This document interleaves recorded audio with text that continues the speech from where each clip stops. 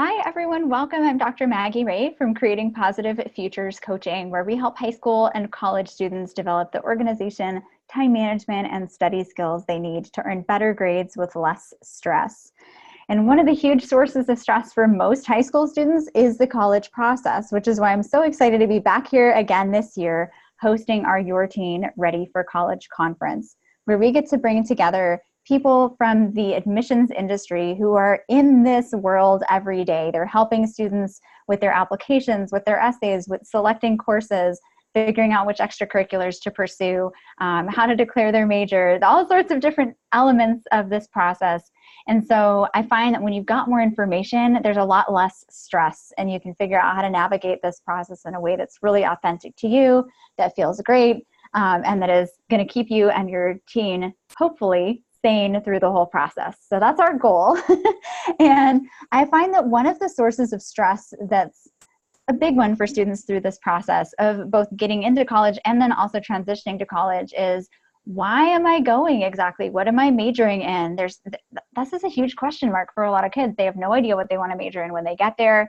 They're not sure if they should know. It feels like, oh, other people know. What's wrong with me? Why don't I have it figured out? And so I'm excited that we're getting a chance to talk today about how to choose a major and how to do that successfully.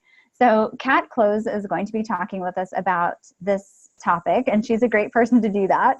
So first of all, she's an independent educational consultant and the founder of March Consulting. So she helps students through the college process. She helps them get scholarships.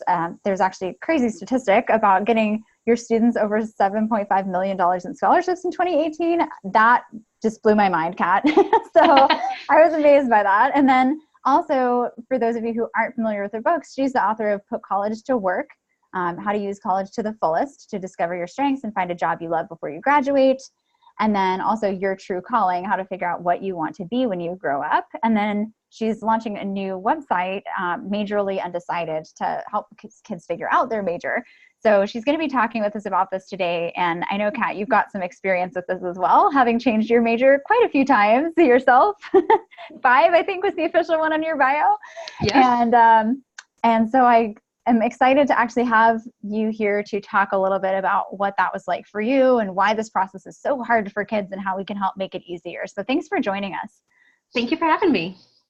Well, this is going to be fun. I'm excited to dive in and learn a little bit more about what it is that makes this so hard for kids. Why do we have students who are changing their majors 5 times? As one who's done it, maybe you can tell us. Well, with me, my biggest problem was I would aspire to be a certain major or a certain career, and I'd fall in love with the idea of that career without looking at whether it was a good fit for me or not. Mm-hmm. And then when I'd start looking into the classes that I need or trying out that actual career, I discovered, oh, this is not for me. Not at all. So I started out, I wanted to be an orthodontist because they made money, and everybody, all my parents were talking about it, their friends were talking about how much money orthodontists made. And I was like, well, I would like a cushy office with lots of money. So orthodontics it is. And then I started shadowing, and I realized that I have no interest in teeth or mouths, and I'm kind of a germaphobe. So the fact like being in somebody's mouth 24/7 is like, no, thank you. So then my friends were all in engineering, and they loved engineering. So I was going to be an aerospace engineer. And I didn't pay attention to the fact that I don't like math at all. It's like a foreign language to me. I love biology. And so I thought that, I'm sciencey, right? I can do aerospace. I love the idea of space. I love the idea of maybe being an astronaut one day. My dad was really into space. And so I started on the engineering track and got the opportunity to go to Edwards Air Force Base, which is here in California, where they have a NASA office, and we got to tour the backstage of that. And when they were explaining the big wind tunnels and all the planes there, my best friend was all into it, and all I could think about is like, when's lunch? So that's when I discovered that that's probably not for me. Fun fact, my friend went to MIT for engineering, and he's an engineer today, and he loved all of that, and I just didn't. So then I changed again, and I thought I was going to be a veterinarian because I love animals, And I had rode horses competitively. And so I actually had a lot more experience with animals than most people that go into veterinary do. I'd done stitches and shots and things like that. The ookie gookie stuff was fine. So I spent a ridiculous time in college doing all my pre-med prerequisites, just struggling through them all. Discovered that I needed some clinical hours. And then shadowing, I discovered, this is, I like horses and cats. That's it. I don't like cows. I don't like turkeys. I don't like, and my chemistry classes and my math classes weren't my favorite. And that's when I discovered I don't want to be a veterinarian. So then I went to communications and classics because I was running out of time in college, and communications was all encompassing, and classics because I love ancient history, because I might be a history teacher. I don't know. We'll find out. So I did graduate with my communications degree. And then I technically got a minor in classics because I missed that one class you need for your major. Couldn't fit advanced Roman Civ in my senior year with my thesis. So there was quite a trajectory, and most of it is because I was in love with the idea of a career. I wasn't actually looking at who I was and how I fit into it. And so one of the biggest mistakes I think students do is they fall in love with the idea of something, but they don't actually try it out. And they don't discover more about, is this a good fit for me? Do I enjoy these classes? Is this going to fit in with my goals, what I want to contribute to the world, etc. And I think that's what makes it so hard, and where there's no set. It's not like admissions where you write your essays, you do your activities resume, you do your letters of recommendation, you send in your application, and it's done. You just have to wait. The major process to decide your major, you're really kind of deciding the trajectory of your life, which is a lot of pressure and anxiety and is scary. And there's no set path for it. And so we kind of go in saying, I need to make money, and I've heard that this was a good, solid job, but nobody's looking at the front end, which is, what are you actually good at? What do you enjoy? What are your skill sets? And then how does that translate to a major? Mm-hmm. Well, and it sounds like there are some interesting themes in the way that you ended up going into a field and then switching fields. So it sounds like some of the things that students might use as a reason to pick a major. You mentioned one a couple times, which was, this makes a lot of money. And that's, so therefore I will major in this. Yes. It sounds like that is generally not a good way to pick. You can make a lot of money doing a lot of different things. But what we hear about most likely are like 10 careers that make a lot of money. And you read about these 10 careers that make a lot of money. And when you're looking at graduation statistics and salary statistics, these are the 10 things that make the most money, right? And so we gravitate towards those, and those are kind of the glamorous general careers. But you can be an amazing programmer and make a lot of money. Mm-hmm. You can be work in, anthrozoology and have amazing money. It just kind of depends on where you're specializing, how you're marketing yourself, and things like that. There are a lot of unemployed engineers. There's a lot of unemployed coders. There's a lot of people who don't like medicine. There's a lot of people who don't like nursing. So just because it's stable and it makes a lot of money doesn't mean that you're going to be happy doing it, or you're going to want to advance in it. You could be an amazing wood carver and make thousands of dollars, millions of dollars if you're really good at it. So it's don't go after, is it stable? Does it make money, et cetera? Yes, those things are important, but you really need to look at what are you.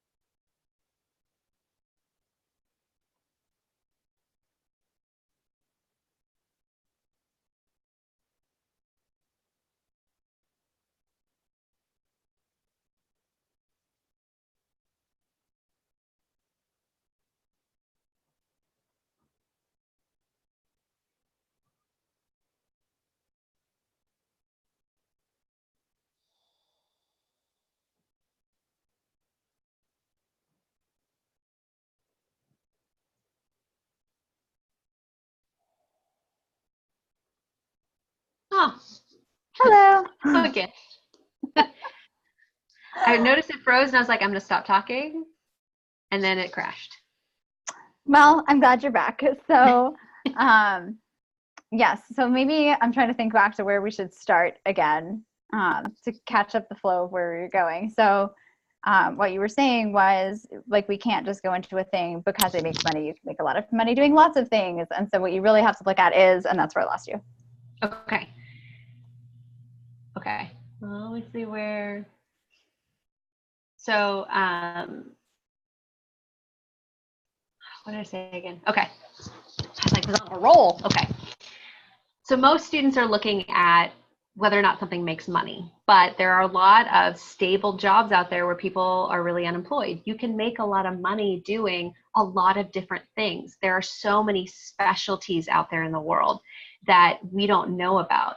In high school, it's very typical for you to know maybe 10 or 15 career paths, right? You know what your parents do.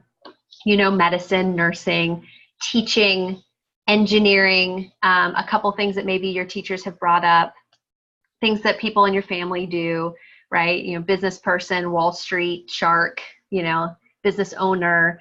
But there are so many careers out there in so many different industries. I worked in energy in my 20s, and I don't have an engineering degree.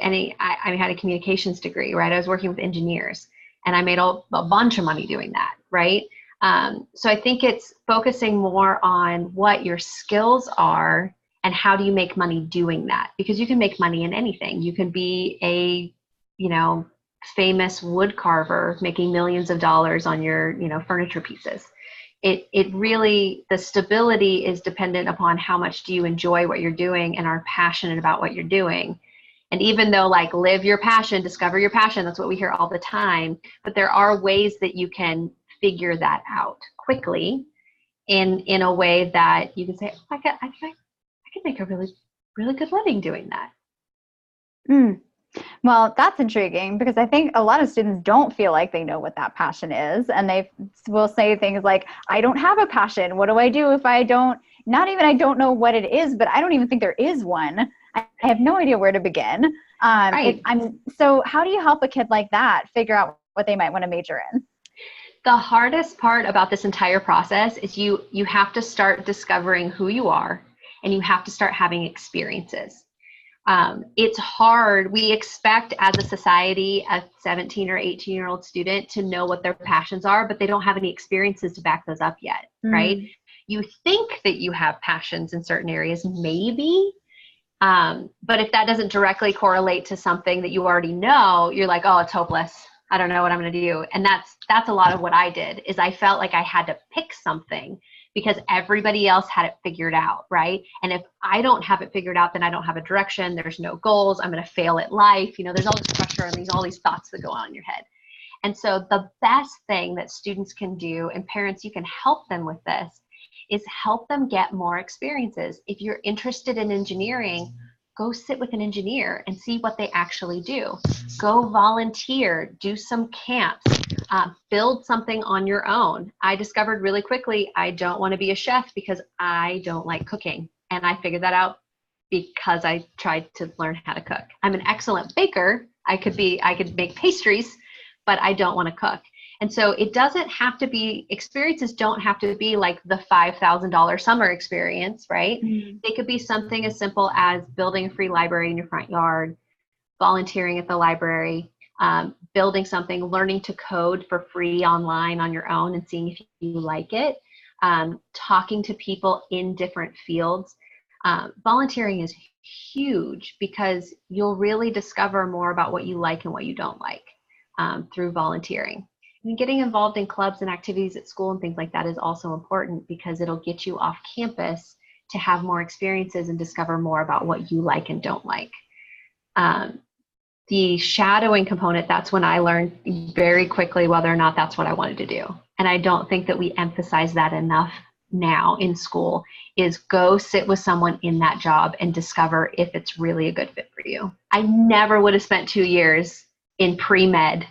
I would have spent sciences period if I would have known that it wasn't a good fit for me from the beginning, because I'd shadowed an orthodontist, talked to someone in aerospace engineering, or shadowed a veterinarian right off the bat in high school. there's no way I would have wasted all that time and money and stress and anxiety and lost sleep doing all those classes that really weren't part of my skill set. Right. And that's the tough part, is you didn't necessarily know. It seemed like a good idea. I mean, the way you told the story, it seemed like, oh, but I had all this interest in animals, and I even had experience with animals, and I rode horses competitively. There are a lot of data points that back up the story that this could be a good career for you. But you never really know, is what it sounds like, whether that story is a true story or whether that is a made up story that you've kind of pieced together in retrospect until you get out into the real world and actually try it.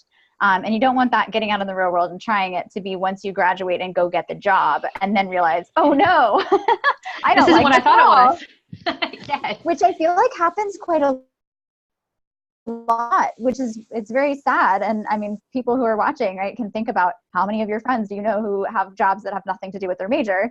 It's a lot of people who graduate, get their first job and realize, I don't like this at all. So it makes sense to get those experiences early. And it makes me wonder, since it's not something that's part of our curriculum and it's not something that students are going to be naturally introduced to as part of their high school experience, how do they even begin to get those kinds of opportunities or make connections with places where they could shadow or someone that they could talk to? Or how do they go about that? A lot of it is, a lot of the kids in the audience won't know this, but there's a rule of Kevin Bacon, right? Everyone in Hollywood has worked with Kevin Bacon or knows somebody who worked in a movie with Kevin Bacon. The same rule kind of applies. Anyone that you know knows somebody who knows somebody in the field that you want to be in. And so the first step is just asking around. Do you know anybody who's an engineer, right? But there are other ways. We live with this huge connected world now. We have things like LinkedIn, we have Facebook, we have Twitter. I mean, there's so much more human-to-human contact. Well, that's an entire different social media discussion, but there's contact information for so many people out there. A lot of students can, especially through LinkedIn, go in and contact professionals, maybe with a warm introduction or just asking point blank. When they're in college or even in high school, asking your counselors. A lot of high schools have career centers. All of the colleges have career centers and alumni networks that you can talk to people in those career fields who went to your school. That's part of what you're paying for. Students just don't know how to utilize those resources. And I didn't. I'm first gen, my dad and I went to every college fair. We tried to do everything right. We researched everything. But in this area, we just didn't know any better. And so, the whole thing was you go to college, you get good grades, you graduate your degree, you get a job. Well, I didn't know about all the other resources available to me, which is why I wrote the book, that I'm paying for. I'm paying for the Career Center. I'm paying for the alumni events. I'm paying for the health center and counseling and all that other stuff. But with the Career Center especially, they will help connect you to people. They will help you job shadow. They will help you. You just have to ask. And with family members, your teachers, your counselors, they are there to help you. And if you ask right, they will help you. But you know someone who knows someone who knows someone in the area that you want to be in. So let's say that you believe that and you go forth, or maybe you don't believe it yet, but just go with us and trust us that there's going to be someone that you know. So you reach out and you say, okay, do you know someone who's an engineer? And then you find them, that magical person who's the engineer who's connected to you somehow through your network. What are you asking them for exactly? You want to ask them for, first and foremost, like an informational interview. Just say, hey, can I take you out to coffee or a cup of tea? Because I don't drink coffee. I always say I would add the tea part in there. Can I take you out for a cup of coffee and just talk a little bit about your job? If the person says no, it has nothing to do with you. It probably is they're just too busy. So know that I'm like a big, I would have cried 1,000 tears and died 1,000 deaths if somebody said no to me. Nobody ever has. That I've asked. But if for the more anxious people in the audience, like myself, if they say no, it has nothing to do with you. If they say yes, you want to buy them a cup of coffee, ask them some questions about what they do, what they like in their job, what they don't like in their job, what are some things that they advise you to do to get ahead, what are the growth opportunities, things like that about their job. And then if you're a little bit more comfortable and you're really digging this industry and you want to learn more, then ask them if there's a possibility of you shadowing them. And that's when you go to work with them for the day or a couple hours or a week or however long, and you try it out. And then after job shadowing, you can intern, possibly. There are some industries where there's some weird privacy laws and things like that. Like if you want to, you can't really shadow a therapist for obvious reasons, but you can take a therapist out to an informational interview and they can give you a lot of advice, but for obvious reasons, you can't shadow a therapist because it's confidential. And then there's a couple other industries where that's true as well. But for the most part, adults want to help students for the most part, right? And who doesn't like talking about themselves? Well, you're asking them like a celebrity, hey, can I just come get some advice from you and talk to you about your job? Yes, please. I get to talk about myself. I get to impart some knowledge. I feel like a celebrity. So it's kind of a win-win on both sides. You're helping them help the community, right? And so those are kind of the big 3 steps. Is you do an informational interview first, you want to do your job shadowing, and then you could possibly ask for an internship or, to work a part-time job there, depending on the industry. Makes sense. And I like that you point out who's not going to be flattered by that. You're basically saying, I think you're awesome. I want to be you when I grow up. Can I talk to you? Who's not going to think that's an enormous compliment? So that's a great mindset shift for students who are thinking about going off to do this. You're not asking them for this huge favor. You're actually paying them an enormous compliment by even asking this question. So thank you for mentioning it, because that'll definitely reframe the conversation for a lot of students. So, okay, so I've got a good sense if I was a student with a specific idea in mind that I think I want to do this, but now I'm starting to realize I don't want to just assume, I want to actually test this assumption. I should go out and get some experiences so I know what to do with that. What if, though, I'm a student who has 15 different majors and I want to be all the majors, and I read the course catalog and I want to be this and this and this and this? Do you try to get experiences in all of them? Do you pick your top choice? What do you do if you're a kid who's just pulled in 15 directions? So I've also been in this position. I feel like all my experiences in college were exactly this.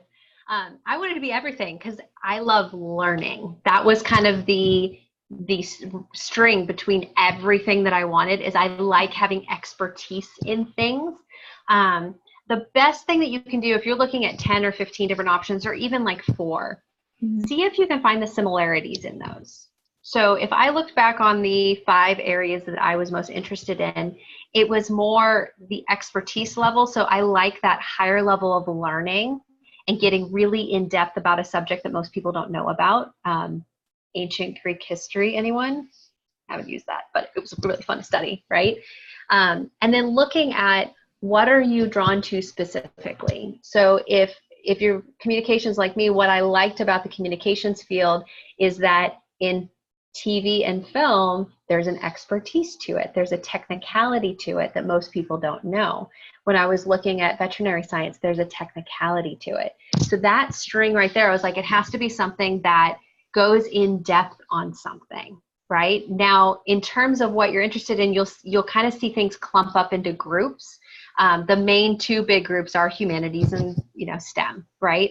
So if you have them evenly spread, you're going to have to do a little bit more digging. Usually psychology majors that are in humanities side can blend in some STEM with, neuroscience and things like that. But you'll start just kind of seeing a thread. You're just going to have to look more in depth. And that's another mistake that a lot of students do, is they don't really look in depth enough. You're not looking at the course descriptions. You're not looking at the research opportunities. You're not looking at everything that the department's going to offer. I would also recommend, before you go out and talk to people in different industries, if you don't have a lot of time, you can call the admissions office and see if you can get connected to a current student in that department or a current professor, and talk to them just a little bit more about what you learned, but you need to come prepared with, I think I'm interested in this area. What are the opportunities available in each department? And that's a phone call or a Skype call, or if you're doing your college visit, it's easy to schedule that. But that'll help you kind of narrow it down, because once you're there, you're talking to somebody, you'll be like, nanotechnology is just not, like, it sounds cool, but it's that expertise that I'm not really interested in having. It sounded cool, but when we got more in depth and people started geeking out around me is when I realized I didn't want to do it, right? And so you'll find those groupings. So find the groupings and then start seeing if you can connect with some of the departments in the colleges that you're looking for and talk to somebody there. And then from there, if you'll narrow it down a little bit more, and then you can start looking at people in the industry and calling them. Mm-hmm. That makes sense. So I am wondering about the opposite end of that spectrum. So instead of the kid is pulled in 15 different directions, in which case you'd look for themes and patterns and what's the commonality and what is it I like about this thing, because maybe there's something that connects them, which is such a brilliant insight, by the way. I wish I'd done that when I was in high school, because I was the kid who loved learning about everything. So I wish I'd had you in my back pocket back then. But so what about the opposite end? So the kid who says, I don't have any passions about anything. I've never liked school really all that much. I get by okay because I know you're supposed to go to college and get a job, but I don't feel excited about any of this stuff. Am I supposed to feel excited about it? Because I really don't. And what do you do if you just don't have a passion? Then you need to start getting involved. So go volunteer, or start a job, even if you're just volunteering, working, right? You can learn really quickly what you like and what you don't like, right? Working any job, volunteering at any organization, and see, a lot of students don't realize things that like quote unquote count, right? I have a lot of students who do gaming. Mm-hmm. And they don't think that gaming counts because everybody tells them that gaming doesn't count. But they can tell me exactly the games that are coming out, the companies that they're coming from, the big teams involved and things like that. But they're not interested in coding or game testing. And those are the two kind of careers that pop up when we talk about gaming. My brother is a poli-sci major who works in the business of gaming. So he's a project manager for a big gaming company. Well, he was that student. He was like, I'm not really passionate about anything. Like, everybody says I should be a lawyer because I'm good at arguing, so I guess I'll be a lawyer. Who's not very excited about school. Like, I love my brother, but like, I am an A+ student, like extra credit, everything. I would go in and I'd help my brother. Like, I'd correct his essays and things, like give him notes and like make it bleed.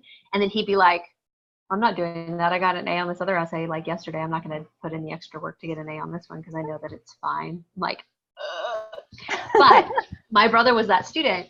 Well, he spent his whole high school career in elementary, junior high, and high school gaming. He actually paid for school through gaming. He'd win these competitions and team. He was like a national champion of something. Apparently people get a lot of money for this, for playing games. They do. Having other people watch them play games, and then they earn money.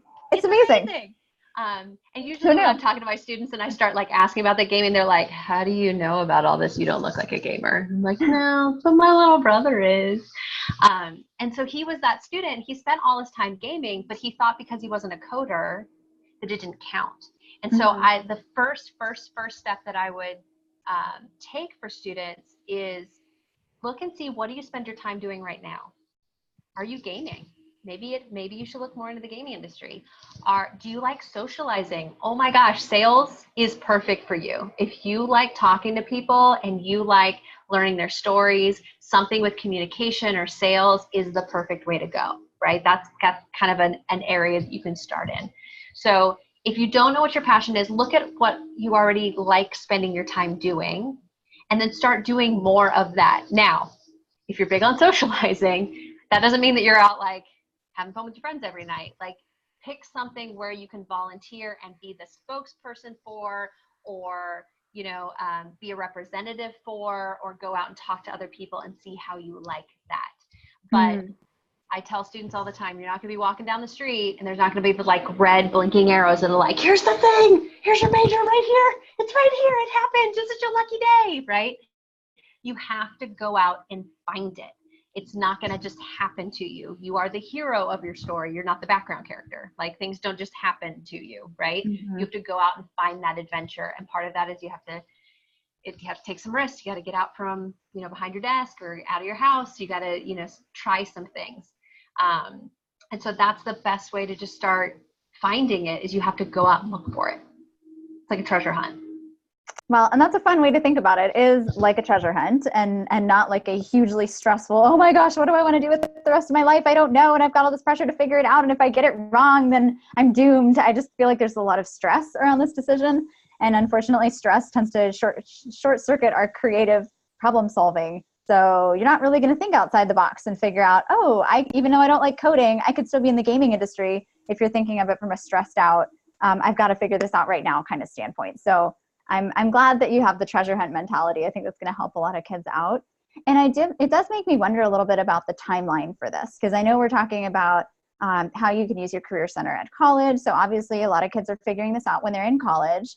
A lot of students are also trying to figure out when they're doing their college search and they're looking to see schools they might want to apply to. It can be helpful to look at what is their program in such and such major going to be like. But if you have no idea what your major is, obviously that's harder to evaluate at college on that basis. So I'm just kind of curious about what is the general guideline you would make for students about when to start thinking about which major they might want to choose. Is there a too early? Is there a too late? Is there a just right?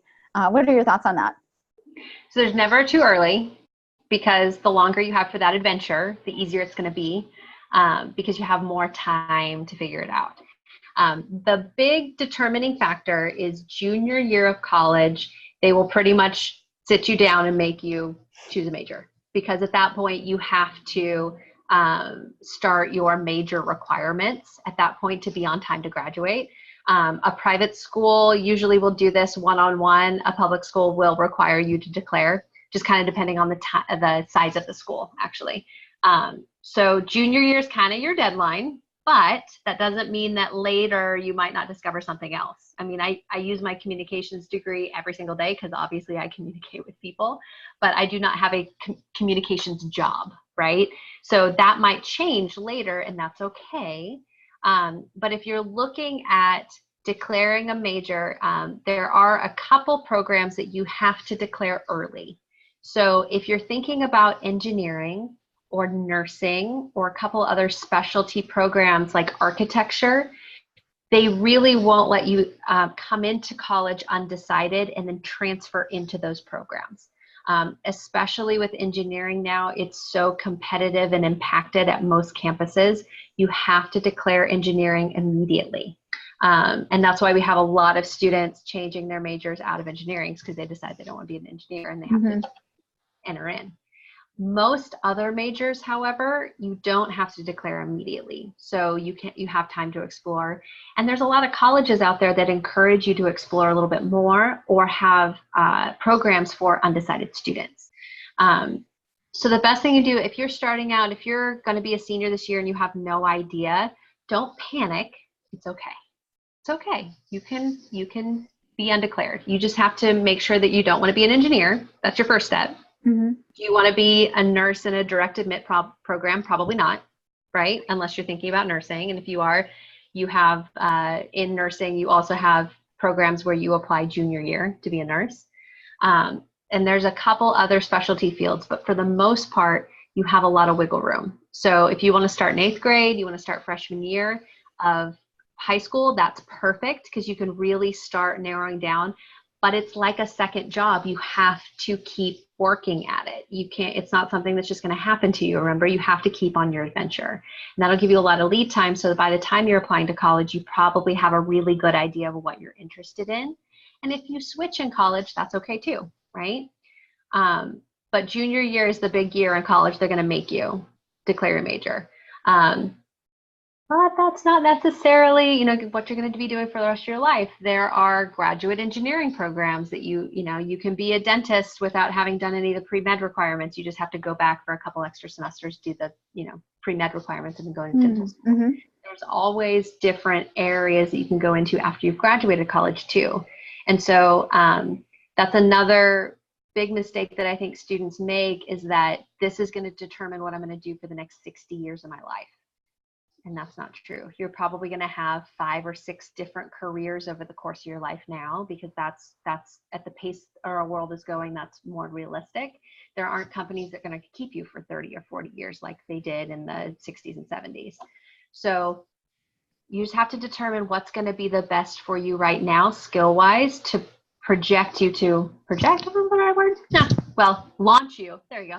Launch you into your future, so that you have the most opportunities and you're doing something you actually like doing, you want to study, you want to learn more about. Well, and that actually is something I'm curious about, Kat, is the way that employers are going to look at those majors. So let's say that the thing that you love, that you figured out, oh, I really am interested in this, is art history or something like that. But then there aren't a lot of art history jobs, or maybe there are, I don't know. But let's just say there aren't. Can you then go out and get a job in a different field? I guess I'm wondering, for choosing a major in particular, how much should students be focusing on their passion and their interests and all of that versus thinking, what's going to get me a job in this field? And because I'm not sure how much an employer is going to care about your major versus caring about your GPA versus caring about your experience in the field. Like, have you done an internship or that kind of thing? So what are your thoughts on that in terms of the importance of picking a major that's going to set you up for a job? So it depends on the industry, Mm-hmm. right? If you're applying for a coding position, they're obviously going to want a computer science degrees, probably preferred, right? With some coding languages and certifications. If you are applying for a, residency position, they're going to want you to have an MD, right? You're going to need to be a doctor. Mm-hmm. But for most industries, it's not going to matter so much what's on your diploma as to the skills you bring to the table, your experiences. What have you done? What skills have you honed, and things like that. I've never had anyone ask for my degree. No one has ever been like, oh, I'm sorry, you're a communications major and we were looking for a business major, right? But that's very in tune to the industry I'm in. So the industries that I chose, I was in entertainment, I was in costume design randomly, I was in project management, I'm in consulting now. No one's ever asked me for a specific degree. The way that you can actually look this up ahead of time is type in the name of the career you're looking at. So type in, for art history, for example, which is a little bit harder. If you're really into art history, there's not a job that says art history, right? Mm-hmm. There are curators, there are gallery owners, there are, restoration specialists, things like that. There are researchers, there are people who, professors, et cetera, et cetera. So if you're looking at a specific career, type in the name of that career in Google and go for job search, and you'll come up with Monster, Indeed.com, things like that. You can actually look on Indeed, for example, and see for game designer, right? Going back to gaming, you type that into Indeed, and all the jobs in the United States, if you don't put a location on it, all the jobs in the United States will pop up. You can see, what are they asking for? And then you can see, oh, it says computer science preferred. A lot of the jobs won't say any degree preferred, just a bachelor's or a master's, or, and they'll just say bachelor's, no major specific. So that's the best way. Start looking at the job descriptions first and see, oh, they're gonna require me to have a computer science degree. They're gonna require me to have a poli-sci degree. They're going to require me to have an economics degree, but most careers don't. That's very comforting, I think, for a student who maybe is a little bit later in the process and they aren't sure what they want to do, or maybe they've chosen but they're not positive they chose correctly. You can change course and even can go into a different field when you graduate if you need to. That being said, obviously, if you can figure that out sooner, and you've got a longer runway, like you were talking about, you don't have to switch a whole bunch of times. I mean, the national average for graduating is 6 years now for college, right? Not 4. So do you really want to be in college for an extra 2 years of your life? Do you really want to spend all those extra thousands or tens of thousands of dollars getting those extra 2 years of education? Probably not. So if you know what you're doing when you get into college, you can be a lot more focused, a lot more easily. And I think also just avoid a whole lot of stress and pressure and feeling like, why does everyone else have it figured out and I don't have it figured out, and what's wrong with me? And there's a lot of self-doubt that comes into the process when you don't know what you're doing and everyone around you seems to know. It's very disorienting and stressful, having been there as well. I'm someone who's switched. Anybody who's read my bio may notice that my undergrad was in astrophysics, and obviously this has nothing to do with astrophysics, what we're doing right now. So definitely 180, but I think it's a huge service what you're doing, Kat, to help kids figure out what they're interested in and go out and get real experiences early on, and really get a sense of what that is before they graduate. And I could keep telling you stories about why this is important to everybody, but I think you've probably got enough stories from your own life that you know why this matters so much. So do all the things Kat said is the bottom line. And I want to make sure too, for anybody who's been watching who wants maybe a summary of what we talked about or some more information about how to pick a major, I know you've got a gift you're offering our listeners as well, a little guide. Could you tell us a bit more about what's in that guide? Yes. So we're launching Majorly Undecided, and part of that is we're providing a free course, kind of a mini course to get you started on discovering more about how a major will translate to a career, determining who you are, how your skills resonate or match to a career or major, and then the best ways to go about discovering more about that. And so it's a free mini course to kind of get you started. And then we'll have lots of articles and a podcast actually to keep you informed and just give you more tips and ways to change the conversation around how you pick a major, because I think that's something that we don't really talk about in admissions at all. And no one really talks about, because it is very individualized. It depends on who you are and what you want, right? And so that guide's available, and I hope just get you started thinking and give you some real, solid tips on how to go about that. Well, that's super helpful. I'm excited to check that out as well. And so everybody who is watching, you can get a copy of that, get access to it just by clicking the link below our video here. We're going to put a Get Kat's Gift right under here. So just go right under the video, click the link, and make sure you grab a copy of it. Just put your name and email in, and Kat will send you a copy. Because it's like we said, not ever too early or too late to be thinking about these things. Everything you do to help learn more about who you are is always going to be of value to you in your career and honestly in your life in general. So thanks, Kat, for joining us. This has been such a fun conversation. I'm so glad we got a chance to talk about how to pick a major, because this is not something we've ever discussed before, and it's super important. Thank you for having me. It's been fun. Absolutely. Thanks everyone for joining. Have a great day, and we'll see you soon. Bye.